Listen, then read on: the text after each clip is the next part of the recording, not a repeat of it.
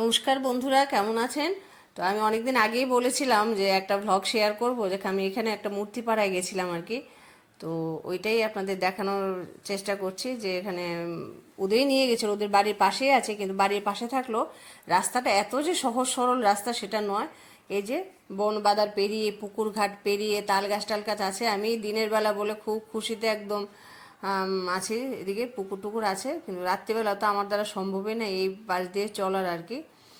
তো ওরা তো এইভাবেই চলাফেরা করে, ওরা ওদের অভ্যাস হয়ে গেছে আর কি। তো এই যে আমার একটু নাচ করে নিলাম আমি, বেশ ভালোই লাগছিল যে জায়গাটা। কিন্তু রাত্রিবেলা আমি বারবার বলছি এখান দিয়ে আমি যাওয়া আসা করতে পারবো না। আর এই দেখুন না, ছোট ছোট ধান খেতে একদম জায়গাটা ভরে আছে। ও তো আমার ছেলের বয়সী উদয়, ও আমাদের দেখে খুব খুশি হয়েছে, এটাই বলার চেষ্টা করছে, যে বলছে যে বলে বোঝাতে পারবে না যে কত খুশি হয়েছে ও। ওর মুখ দেখেই এটা বোঝা যাচ্ছে ও যে খুশি হয়েছে। তো ভাবছিলাম এই যে ধান ক্ষেতগুলি এখন সবুজ হয়ে আছে, কিছুদিন পর এটা সবুজ ধানের একদম মাঠ ভরে যাবে, তারপর হলুদ ধান হবে শীষের মধ্যে। কত ভালো লাগবে দেখতে জায়গাটা, না? এটাই ভাবছি আর কি। আসলে কি, এত কাছ থেকে আমার এগুলি কোনোদিন দেখা হয়নি, এই জন্য খুব খুশি হয়েছি আর কি। আমি দেখতে মানে সবই আমার কাছে নতুন নতুন লাগছে, বেশ ভালোই লাগছে আর কি। এইভাবে এর পাশ দিয়ে অনেক হাঁটাহাঁটি করে পুকুর পাড় দিয়ে রাস্তাটা পার হয়ে যেতে হয় আর কি, যে ওই যেখানে উদয় নিয়ে যাবে যারা বানায়।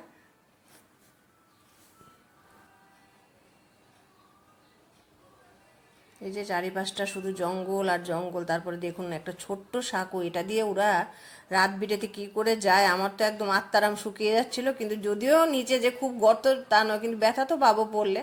তখন তো হাসতে হাসতে আসছি, লোকে কি বলবে যদি এত ভয় পাই, এই জন্য আর কি। বেশ বড় একটা পুকুর, তারপর ক্ষেত, ওইগুলি সব পার হয়ে এসে পড়লাম। দেখুন না কি সুন্দর করে এরকম শুকিয়ে রেখেছে। আমরা তো আসলে পোড়ানো হয়ে গেলে তারপর দেখি, কখনো আমি এরকম দেখিনি এত সুন্দর। আগে মাটি দিয়ে এরকম বানায় ওরা, বানিয়ে এই যে দইয়ের ভাঁড়, তারপরে ধূপ দিয়ে যে আমরা ধূপদানি, তারপর ফুলের ইয়ে আছে, টব আছে এখানে। তো অনেক কিছু বানিয়ে রেখেছে এখানে।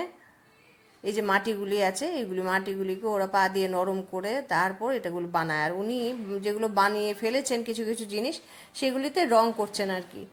তো উনি বলছিলেন যে ছবি না তুলতে চাইছিলেন না, একটু লজ্জা পাচ্ছিলেন। তো ভাবলাম না তুলেই দিই, এত ভালো শিল্পী ওরা, এত সুন্দর করে মনোযোগের সঙ্গে কাজ করে।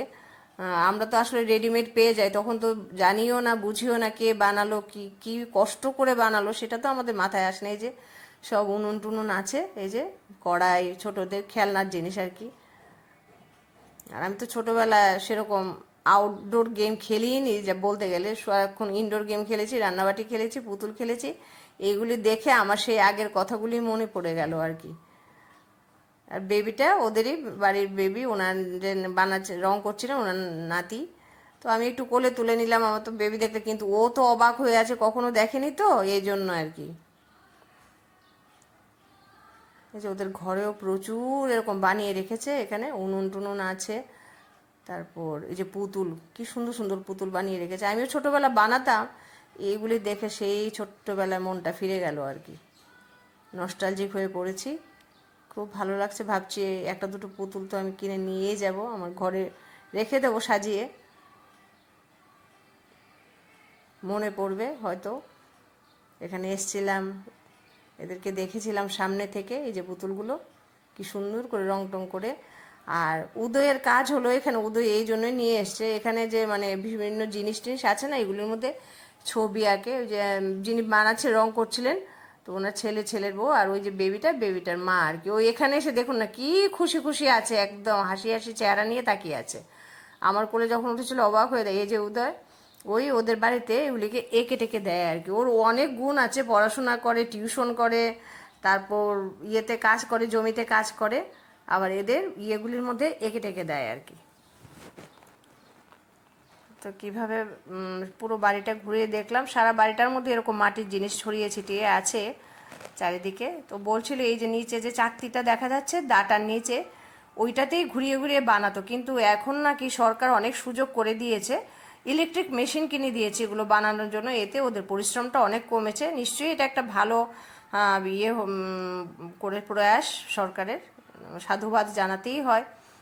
তো খুব খুশি হয়েছে যে একটু কষ্টটা তো কমলো। আসলে আমরা যখন জিনিসগুলি কিনি ওদের কথা ভাবিও না যে কিরকম, এই যে সুন্দর। আর খ্যাটটা দেখুন না, আবার ফিরে আসছি আমরা, এই পথ দিয়েই তো ফিরে আসতে হবে, ভীষণ চড়াই উৎরাই রাস্তা। আর ইয়েগুলি দেখলে, এই যে উঁচু নিচু রাস্তা, সব সোজা রাস্তা তো কিছু নেই, এগুলি দিয়ে হেঁটে টেটে মানে আসতে হয় আর কি, সাবধানে সাবধানে। ওদের অভ্যাস হয়ে গেছে।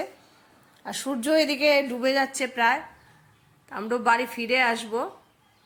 তারপর আসার পথও আবার সেই রাস্তা দিয়ে ফিরে আসতে হয় আর কি এগুলো। তো ভাবলাম ওর বাড়িতে ফিরে এসেছি ওর মায়ের সঙ্গে বাবার সঙ্গে, এই যে মা আর বাবা, মাও খুব হাসি খুশি। বাবা তো দিন রাত পরিশ্রম করছেন, সবাই পরিশ্রম করে একসঙ্গে, মিলেমিশেই পরিশ্রম করে ওরা। তো ছবি তুলে নিলাম ওদের সঙ্গে। ওর মা দেখুন না কি সুন্দর হাসি হাসি চেহারা। ভাবলাম একটু গান করে নিই। সূর্য ডোবার পালা আসে যদি আসুক ব্যস্ত, গোধূলির রঙে হবে ধরণী স্বপ্নের দেস্ত, ব্যস্ত ব্যস্ত। সূর্য ডোবার পালা আসে যদি আসুক ব্যস্ত। এখন ফিরে যাব আমরা বাড়িতে, সন্ধে হয়ে এসছে। তা আপনারা ভালো থাকবেন, সুস্থ থাকবেন, এভাবে হাসি খুশি থাকুন।